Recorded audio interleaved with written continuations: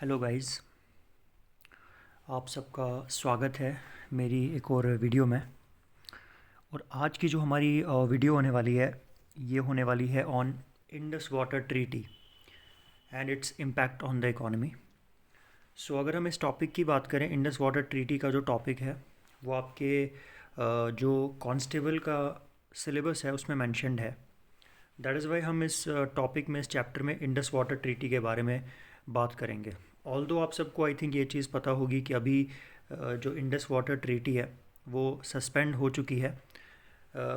So but still like अभी उससे पहले जो इंडस वाटर ट्रीटी थी इंडिया एंड पाकिस्तान के बीच में, उसके बारे में हम बात करेंगे। ठीक है। अगर हम बात करें इस ट्रीटी की तो ये पूरे दुनिया का सबसे लंबा चलने वाला एक एग्रीमेंट था। और इसका जो इफ़ेक्ट है वो साउथ एशिया के इकोनॉमिक डेवलपमेंट पे क्या क्या पड़ा उसके बारे में हम यहाँ पे बात करने वाले हैं। तो इंडस वाटर ट्रीटी को पूरी तरीके से हम लोग यहाँ पे समझेंगे। ओके, तो चलिए शुरू करते हैं। सबसे पहले हम बात करते हैं कि जो पानी है ये एक ऐसी चीज़ है जो किसी भी देश की इकोनॉमिक डेवलपमेंट के लिए बहुत ज़्यादा ज़रूरी होती है। दैट इज़, अगर पानी होगा तब जाके ही हम इकोनॉमिकली ग्रो करेंगे। ठीक है। तो पानी की बात करें तो जो पानी है वो एक बहुत ही इम्पॉर्टेंट नेचुरल रिसोर्स है जो इकोनॉमिक डेवलपमेंट के लिए बहुत ज़रूरी है। स्पेशली उन कंट्रीज़ में, उन देशों में जहाँ पे जो एक इनकम है, मेजर सोर्स है इनकम का, वो एग्रीकल्चर होता है, वो खेती बाड़ी होती है। ठीक है। हाइड्रो पावर जनरेशन, जो हाइड्रो इलेक्ट्रिसिटी है, जो नदियों के पानी के फ्लो से जो बिजली बनाई जाती है, या बहुत सारे इंडस्ट्रीज़ होती हैं जो पानी पे डिपेंडेंट होती हैं। एंड लाखों करोड़ों लोगों का जो लाइवलीहुड है, उनका जो रोज़ी रोटी है, वो इस पे डिपेंडेंट है। एंड साउथ एशिया की अगर हम बात करें तो साउथ एशिया में जो इंडस रिवर सिस्टम है वो जो दुनिया की सबसे ज़्यादा पॉपुलेटेड रीजन है वर्ल्ड का, उनको सपोर्ट करता है। ठीक है। अब इंडस वाटर ट्रीटी की बात करें तो इंडस वाटर ट्रीटी जो है, ये जो समझौता है, ये 1960 में हुआ था। ये इम्पॉर्टेंट है, ये पॉइंट्स इंपॉर्टेंट है जो आपको पता होने चाहिए। आपसे पूछ सकता है एग्ज़ाम में कि बताओ इंडस वाटर ट्रीटी जो है वो कब साइन हुई थी। तो इंडस वाटर ट्रीटी जो है ये साइन हुई थी 1960 में।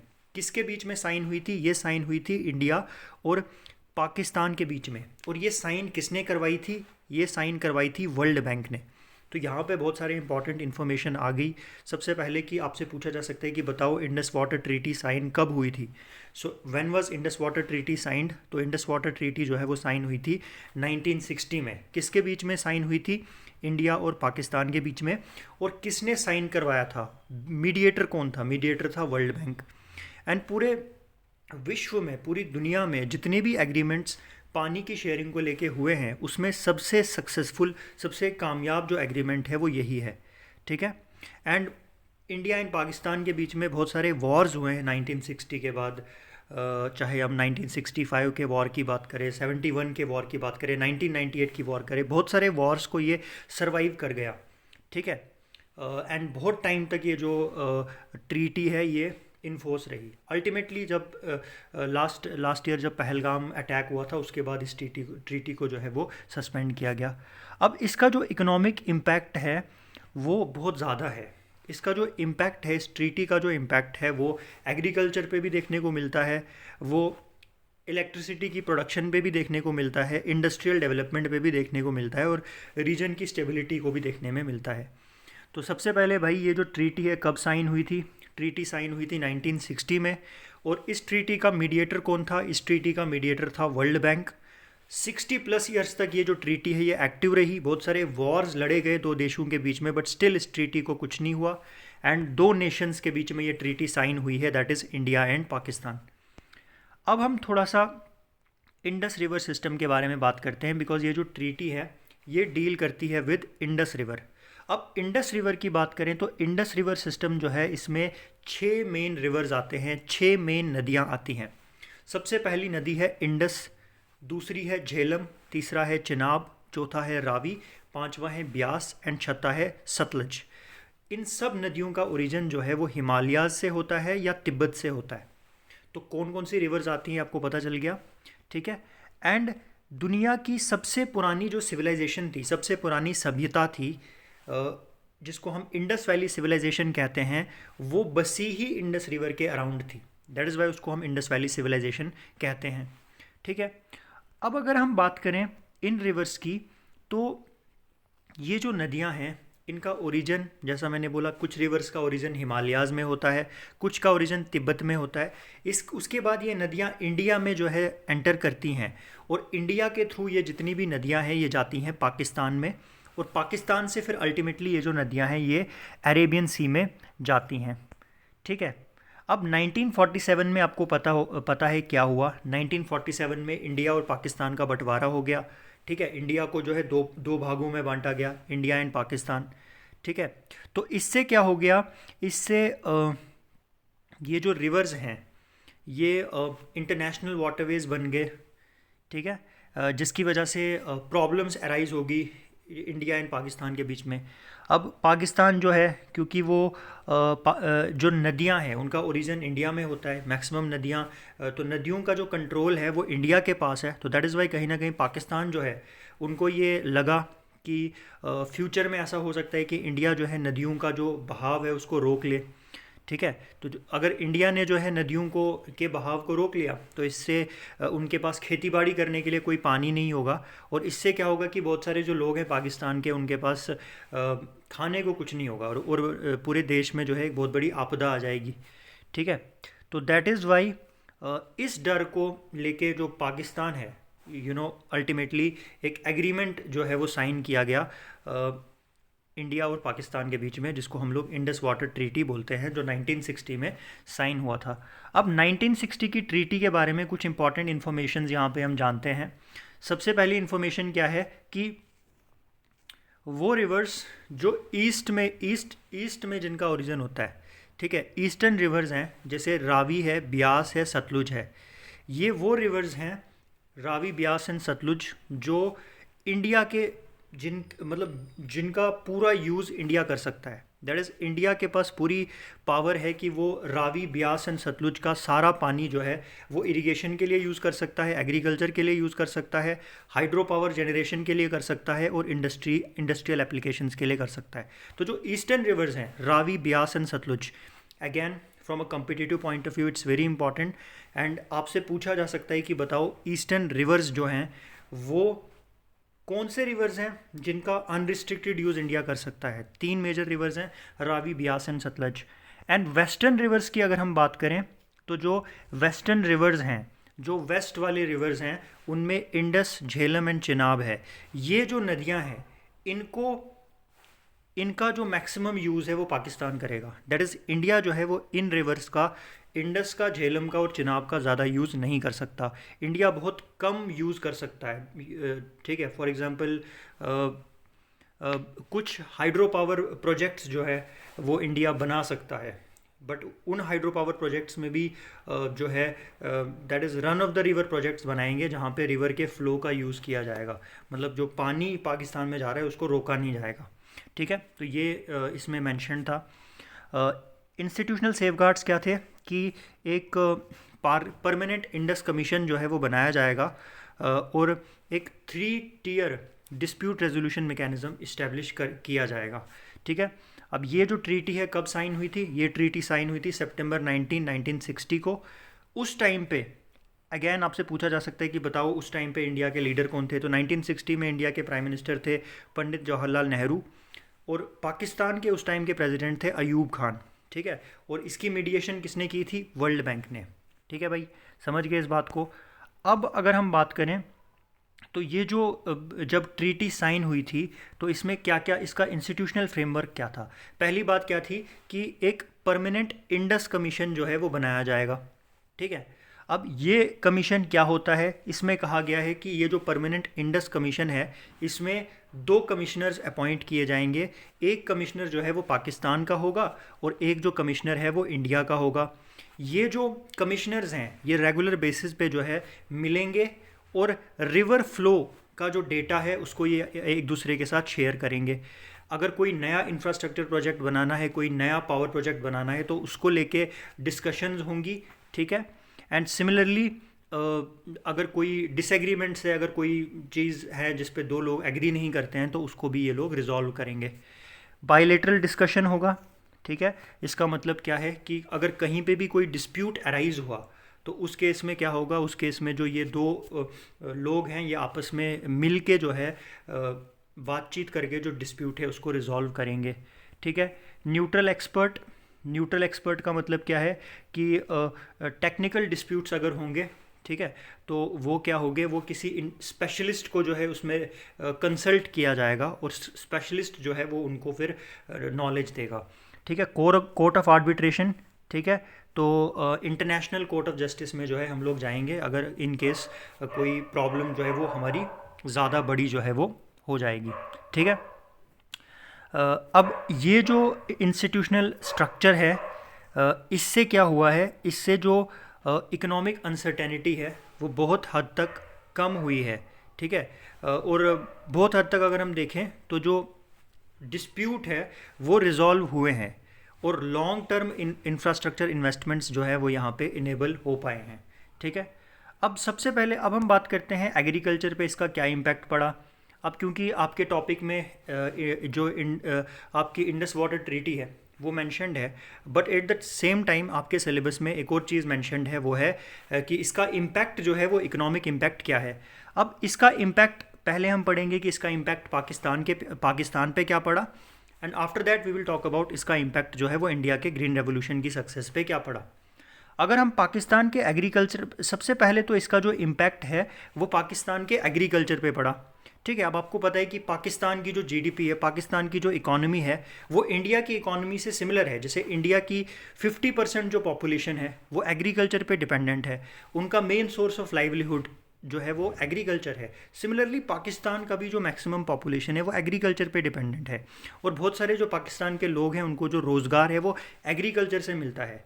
एंड जितने भी वेस्टर्न रिवर्स हैं, झेलम, चिनाब एंड इंडस, वो जो नदियां हैं उनका जो पानी है उसी के थ्रू जो है खेतीबाड़ी पाकिस्तान में होती है। तो ये जो ट्रीटी जब साइन हुई तो इससे ये चीज़ इंश्योर हुई कि जो पाकिस्तान है उनके पास पानी जो है अभी खुला पानी होगा। अगर पानी खुला है इसका मतलब कि वो अच्छे से खेतीबाड़ी कर सकते हैं। अब आपको पता है कि बहुत सारी ऐसी फसलें होती हैं जैसे गेहूं है, चावल है, कॉटन है या शुगर केन है, इनको अगर आपको ग्रो करना है तो इसके लिए पानी जो है वो होना चाहिए। अब इंडस वाटर ट्रीटी ने ये इंश्योर किया कि वेस्टर्न रिवर्स का जो पानी है वो डायरेक्टली पाकिस्तान में जाएगा। इसका मतलब क्या है कि पाकिस्तान के पास खुला पानी है, मतलब पाकिस्तान में बहुत सारे क्रॉप्स की प्रोडक्शन होगी, ठीक है। अब आपको पता होना चाहिए कि इरिगेशन, देखो पानी जितना ज़्यादा होगा उतना ज़्यादा फसल जो है वो उगेगी। तो अब पानी है इसका मतलब फसल उगेगी, तो मतलब एग्रीकल्चरल प्रोडक्शन जो है पाकिस्तान में इंडस वाटर ट्रीटी को साइन करने के बाद बढ़ गई, ठीक है। अब जब एग्रीकल्चर बेटर होगा तो एग्रीकल्चर अगर अच्छी तरीके से खेती बाड़ी हो रही है तो ज़्यादा से ज़्यादा लोग जो गांव में रहते हैं उनको एम्प्लॉयमेंट मिलेगी और पूरे देश को जो है खाने की कमी नहीं होगी, फूड जो है वो एबंडेंटली अवेलेबल होगा, ठीक है। और जब एग्रीकल्चर की प्रोडक्शन ज़्यादा होगी तो अगर एक्सेस में कोई चीज़ प्रोड्यूस होती है तो उसको दूसरे कंट्रीज़ में एक्सपोर्ट किया जा सकता है, ठीक है। फॉर एग्जांपल जो पाकिस्तान है वो कॉटन एंड राइस जो है उसको फॉरेन कंट्रीज़ को एक्सपोर्ट करता है, ठीक है। सिमिलरली तो इसका फ़ायदा क्या मिला है कि जो वेस्टर्न रिवर्स हैं उसके थ्रू क्या हुआ है कि जो पाकिस्तान की एग्रीकल्चरल इकोनॉमी है वो बेहतर हो गई है। और पाकिस्तान जो है क्योंकि वो एग्रीकल्चर को बाहर एक्सपोर्ट करता है, एग्रीकल्चरल आइटम्स को, तो उनका एक्सपोर्ट से जो रेवेन्यू उनको मिल रहा है वो बढ़ गया है। अब इसका जो इम्पैक्ट है वो इंडिया पे क्या पड़ा। सबसे पहले तो आपने एक इम्पॉर्टेंट टर्म सुनी होगी, ग्रीन रेवोल्यूशन। ग्रीन रेवोल्यूशन आप समझ लो कि जिसको हरित क्रांति भी बोला जाता है। ये एक इम्पॉर्टेंट रेवोल्यूशन था जो इंडिया में आया था 1960s में। आपको पता होना चाहिए कि 1960 से पहले इंडिया जो है एक ऐसी कंडीशन में था जहाँ पे इंडिया में फूड की प्रोडक्शन, इंडिया में चावल और गेहूं की प्रोडक्शन बहुत कम होती थी। इतनी कम होती थी कि इंडिया को बाहर से चावल और गेहूं जो है वो मंगाने पड़ते थे, ठीक है। लेकिन उस टाइम पे क्या हुआ, उस टाइम पे एक इम्पॉर्टेंट रेवोल्यूशन इंडिया में हुआ। इंडिया ने जो है अपनी खेती बाड़ी को पूरी तरीके से बदल के रख दिया और उस खेती बाड़ी को बदलने में ये जो रिवर्स हैं, ईस्टर्न रिवर्स है, इनका योगदान बहुत इंपॉर्टेंट था। बहुत सारे कैनाल्स जो हैं, बहुत सारे इरिगेशन प्रोजेक्ट्स जो है वो बनाए गए पंजाब, हरियाणा एंड राजस्थान में। और जब पानी, आपको पता है कि जहाँ पे पानी बहुत ज़्यादा होता है वहाँ पे फिर खेती बाड़ी भी अच्छी होती है, प्रोडक्शन जो है वो पैदावार जो है वो बढ़ जाती है। तो फूड ग्रेन प्रोडक्शन बहुत ज़्यादा बढ़ गई। जब पैदावार बढ़ गई तो फार्मर जो जो किसान है उसकी इनकम भी बढ़ गई। और 1970s तक इंडिया जो है वो इतना खाना, इतना फूड, इतना अनाज प्रोड्यूस करने लगा कि इंडिया जो है वो दूसरी कंट्रीज़ पे डिपेंडेंट नहीं रहा। तो ये जो ट्रीटी है इससे दोनों देशों का जो एग्रीकल्चरल सेक्टर है वो बेहतर हो गया, ठीक है। एंड दोनों को जो है इसका बेनिफिट जो है वो हुआ। अब दूसरा इम्पॉर्टेंट जो सेक्टर है जिस पे इसका इफ़ेक्ट पड़ा, सबसे पहला जो इफ़ेक्ट है वो एग्रीकल्चर पे पड़ा। दूसरा इफ़ेक्ट पड़ा हाइड्रो पावर डेवलपमेंट पे। हाइड्रो पावर क्या होता है कि जो पानी का जो फ्लो होता है उससे जो बिजली बनाई जाती है, that is called as hydro power, ठीक है। अब उसमें क्या इफ़ेक्ट पड़ा? अब इसका इफ़ेक्ट अगेन पाकिस्तान पे भी पड़ा, इंडिया पे भी पड़ा। अगर हम पाकिस्तान की बात करें तो पाकिस्तान में क्या हुआ, जो वेस्टर्न रिवर्स हैं, जब वेस्टर्न रिवर्स का फ्लो पाकिस्तान में अनइंटरप्टेड था, कंटिन्यूसली गया, तो इससे बहुत सारे डैम्स पाकिस्तान में बनाए गए, जैसे तरबेला डैम एंड मांगला डैम। एंड ये डैम्स के थ्रू जो है बिजली बनाने लगा पाकिस्तान। अब जब बिजली आप खुद के देश में खुद ही बनाते हो तो आपको दूसरे देशों पे जो है इलेक्ट्रिसिटी के लिए डिपेंड नहीं करना पड़ता। फ्लड जो है उसको आप कंट्रोल कर सकते हो। एंड जब आपके पास इलेक्ट्रिसिटी होती है तो इंडस्ट्रीज़ भी जो है वो अच्छे से वहाँ पे काम करती हैं। अब इंडिया की बात करें तो इंडिया में भी जो है ईस्टर्न रिवर में बहुत सारे प्रोजेक्ट्स बनाए गए, ठीक है। और वेस्टर्न रिवर्स पे run of the river projects बनाए गए, ठीक है, जो कि इंडस वाटर ट्रीटी को जो है वो सपोर्ट करते थे, ठीक है। अब इससे क्या हो गया कि इंडिया में भी इलेक्ट्रिसिटी की प्रोडक्शन बढ़ गई।